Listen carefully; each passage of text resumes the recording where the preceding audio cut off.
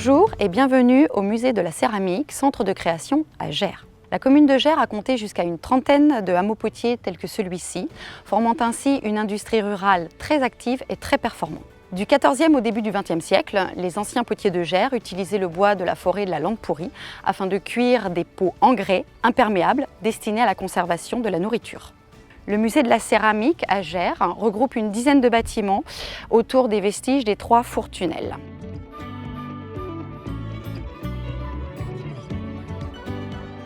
La collection met en valeur la poterie utilitaire. Le pot, objet du quotidien banal mais indispensable pour conserver, cuisiner, manger et boire, laver, soigner, éclairer, mais aussi parfois pour écrire, prier ou s'amuser. Les visiteurs découvrent, autour des anciens ateliers, le processus de fabrication des céramiques de l'époque et le rôle de chacun dans la fabrique. De l'arrivée de l'argile à dos de cheval jusqu'à la délicate cuisson qui durait 4 à 5 jours, en passant par le pétrissage et le pourrissage de la terre, le tournage des pièces et le séchage à l'air libre ou à l'abri.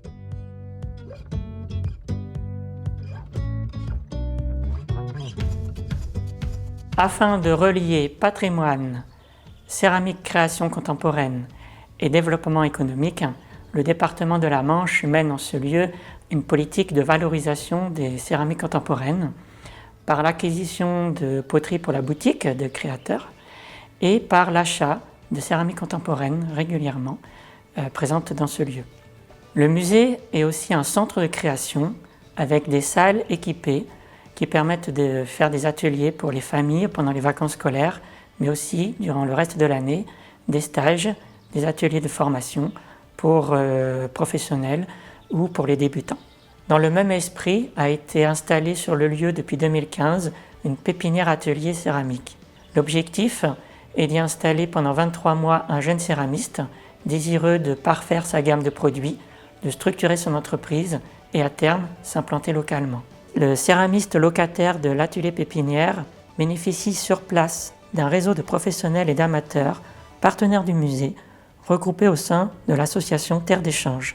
Mais il peut aussi y rencontrer des stagiaires d'écoles de formation et s'intégrer aux bénévoles et exposants qui font vivre la fête des potiers qui se tient au musée chaque dernier week-end d'août.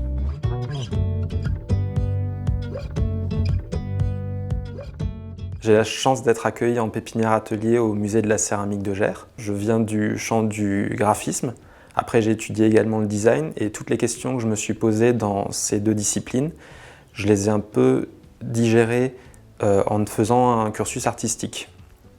Après ça, j'ai été prof quelques années et c'est au contact d'un de mes collègues que j'ai pu pratiquer la céramike.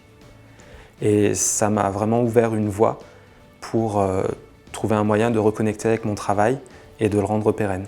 Moi, je crée des formes qui peuvent être un peu ambiguës, voire qu'on peut prendre complètement pour des sculptures, mais qui restent potentiellement utilitaires. En fait, c'est une notion qui est très présente dans mon travail, c'est cette notion de potentiel, de formes qui peuvent être utilisées. Alors, je ne vais pas forcément dire exactement comment, mais ça, c'est la partie que je cède au public de la démarche de design.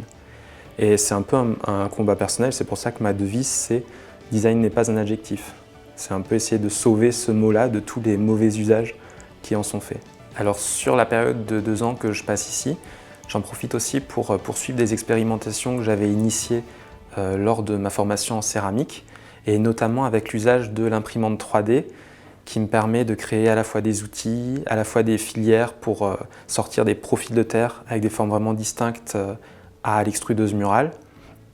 Et cette démarche-là, elle me permet de tisser des liens entre la pratique traditionnelle et les pratiques de fabrication contemporaine. Ce qui m'anime, c'est vraiment de sensibiliser les gens à l'objet. Et ça, c'est vraiment le propre des questions de design. Et c'est une discipline, le design, dont je suis vraiment tombé amoureux. Et ça m'a donné un objectif de vie et une ligne directrice dans mon travail.